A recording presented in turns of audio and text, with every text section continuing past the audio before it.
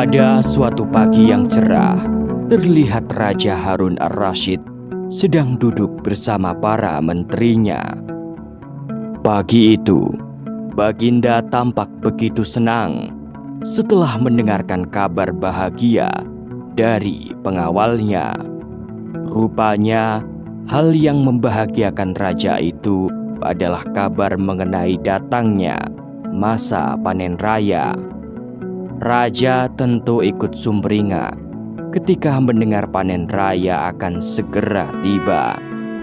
Terlebih saat ini, negerinya sangat membutuhkan suplai bahan makanan.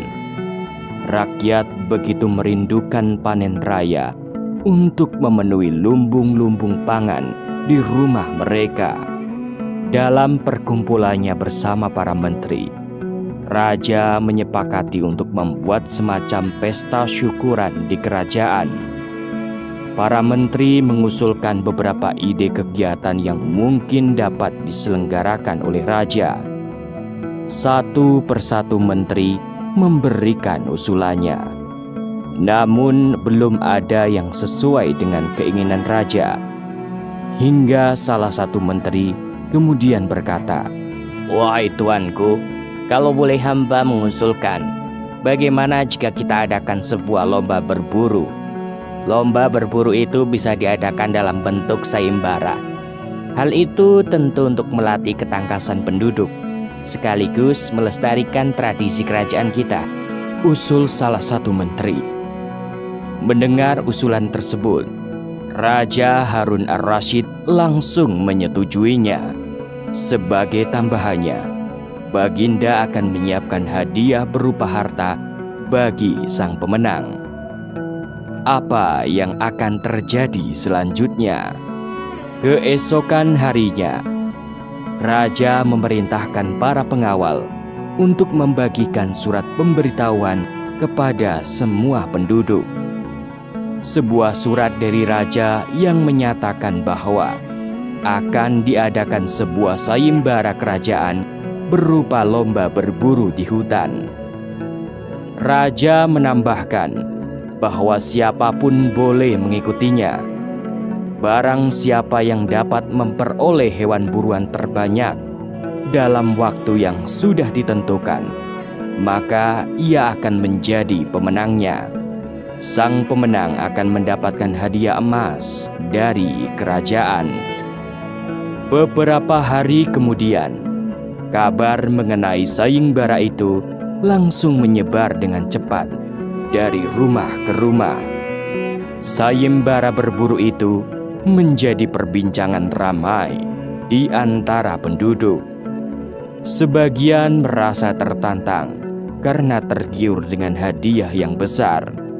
Sementara sebagian yang lain merasa tidak cukup kemampuan untuk bertanding melawan peserta dari penjuru negeri. Tidak jarang mulai terdengar mereka yang mulai mempersiapkan diri untuk sayembara itu. Tempat-tempat memperoleh alat berburu mendadak menjadi ramai. Banyak orang yang berambisi untuk mendapatkan hadiah yang dimaksud. Berbagai jenis alat berburu pun disiapkan oleh penduduk yang berniat mengikuti sayembara berburu. Meskipun memiliki strateginya masing-masing, tujuan mereka sama, yaitu memenangkan sayembara dan mendapatkan hadiah dari raja. Para pemburu yang berpengalaman, pembuat alat, serta warga biasa pun tertarik untuk mengikuti sayembara. Mereka ingin menjajal keberuntungan, barangkali bisa menjadi sang pemenang. Beberapa waktu kemudian, sampailah kabar sayembara itu kepada Abu Nawas. Saat itu, Abu Nawas mendapatkan kabar sayembara itu dari istrinya.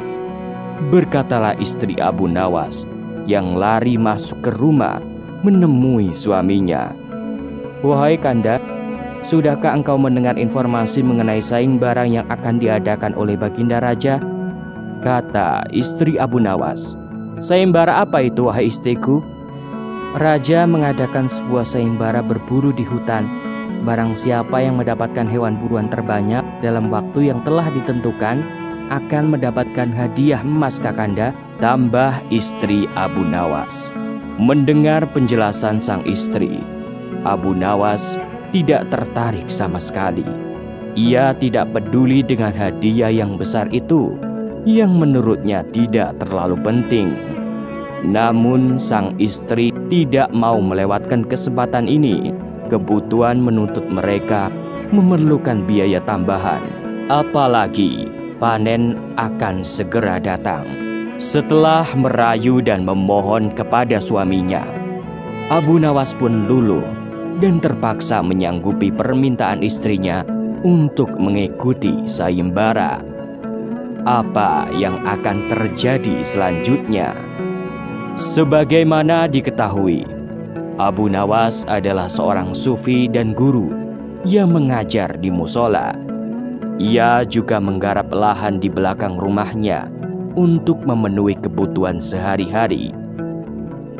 Tidak ada satupun latar belakang apalagi pengalaman berburu yang pernah dilakukan oleh Abu Nawas. Memiliki alatnya saja tidak pernah. Apalagi Abu Nawas bukanlah seorang yang ahli dalam berburu. Kabar mengenai keikutsertaan Abu Nawas dalam sayembara itu menyebar dari mulut ke mulut. Para penduduk yang merupakan calon peserta sayembara memiliki respon yang berbeda dengan keikutsertaan Abu Nawas dengan perlombaan berburu yang diadakan oleh kerajaan. Ada sebagian calon peserta yang mulai memperhitungkan kehadiran Abu Nawas. Karena meskipun tidak dikenal ahli dalam berburu, Abu Nawas dengan kecerdasannya dapat membuat cara yang tidak biasa. Oleh karenanya, mereka perlu tetap waspada dan tidak boleh meremehkan Abu Nawas. Sementara sebagian yang lain, terutama para ahli berburu yang akan mengikuti sayembara itu, tidak mempermasalahkan jika Abu Nawas ikut. Mereka yakin Abu Nawas bukanlah penghalang yang berarti, mengingat ia tidak ada pengalaman apapun dalam berburu. Lagipun, para ahli berburu itu akan melengkapi dirinya dengan perlengkapan berburu yang lengkap, agar dengan cepat bisa mendapatkan banyak hewan buruan sekaligus. Mendengar berbagai respon dari masyarakat mengenai keikutsertaannya dalam sayembara, Abu Nawas tetap tenang dan tidak bereaksi. Sekarang, dirinya harus mulai memikirkan cara untuk memenangkan sayembara berburu itu. Beberapa hari telah berlalu. Tibalah hari ini, saat yang dinantikan telah tiba. Ramai penduduk berkumpul di gerbang kerajaan untuk menunggu raja membuka sayembara secara resmi. Terlihat ada 10 peserta yang sudah datang. Mereka mempersiapkan segala alat sebelum dimulainya lomba. Ada yang memakai panah, tombak, dan berbagai alat lainnya. Terlihat dari kejauhan, di sanalah Abu Nawas sudah tampak datang. Namun sungguh di luar dugaan. Abu Nawas justru datang dengan tangan kosong, tanpa memegang alat apapun. Sontak, hal itu membuat para penduduk menjadi heran. Bagaimana mungkin Abu Nawas berburu dengan tangan kosong? Tapi ya sudahlah, kata peserta lain. Jika Abu Nawas tidak membawa alat apapun, maka akan memudahkan mereka memenangkan lomba dengan mudah. Setelah menunggu cukup lama, raja akhirnya datang dan berkata kepada semua yang hadir, "Wahai penduduk negeri, sebelum kita mulai lomba berburu ini, aku ingin menegaskan, yang dapat memperoleh hewan buruan sebanyak-banyaknya, maka dia adalah pemenangnya. Untuk para peserta, waktu kalian adalah 2 jam. Jelas raja. Beberapa saat kemudian, lomba berburu pun dimulai. Terlihat semua peserta menunggangi kuda dengan cepat, menyebar dan masuk ke hutan. Sementara itu, Abu Nawas malah menunggangi kuda dengan santai untuk sampai ke hutan. Sungguh mengejutkan. Orang-orang mulai bertanya, sebenarnya rencana apa yang akan dilakukan oleh Abu Nawas? Saat ini, waktu berburu sudah hampir habis. Beberapa peserta telah kembali dengan hewan buruan mereka. Ada yang membawa rusa, kijang, ayam hutan, dan lain-lain. Beberapa dari mereka adalah pemburu ahli yang kembali dengan gagah, sembari mendapatkan tepuk tangan dari para hadirin. Semua peserta telah kembali, kecuali Abu Nawas. Waktu menunjukkan 5 menit lagi berakhir. Setelah menunggu beberapa saat, tibalah Abu Nawas membawa kantong kecil yang kelihatannya tidak berisikan apa-apa. Namun, apa yang terjadi selanjutnya? Raja kemudian menyuruh para pengawal untuk mulai menghitung perolehan hewan buruan peserta. Ada yang mendapatkan 8 ekor, 10 ekor, bahkan 15 ekor hewan. Lalu bagaimana dengan Abu Nawas? Tibalah raja menyuruh Abu Nawas membuka kantongnya itu. "Hei Abu Nawas, buka kantongmu itu," imbuh raja. Dibukalah kantong Abu Nawas dan sungguh mengejutkan. Para pengawal menemukan ratusan semut mati dalam kantong Abu Nawas.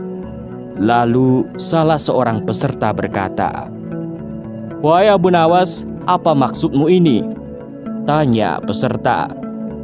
"Wahai Baginda Raja, tidak ada ketentuan hewan apa yang harus diburu kan? Semua hewan sah untuk jadi buruan pada lomba ini.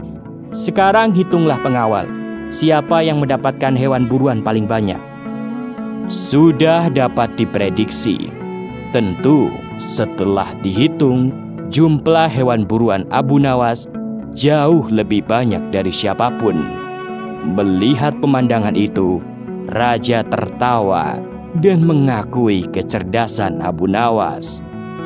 Para peserta lain pun tidak bisa membantahnya, karena memang jumlah semut itu lebih banyak. Abu Nawas pun pulang membawa emas yang dimaksud. Sungguh kisah yang menakjubkan.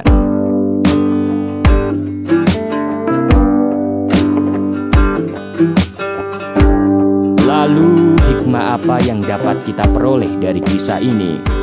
Hikmahnya adalah saat kita ingin mencapai keberhasilan, cobalah cara baru untuk melakukannya.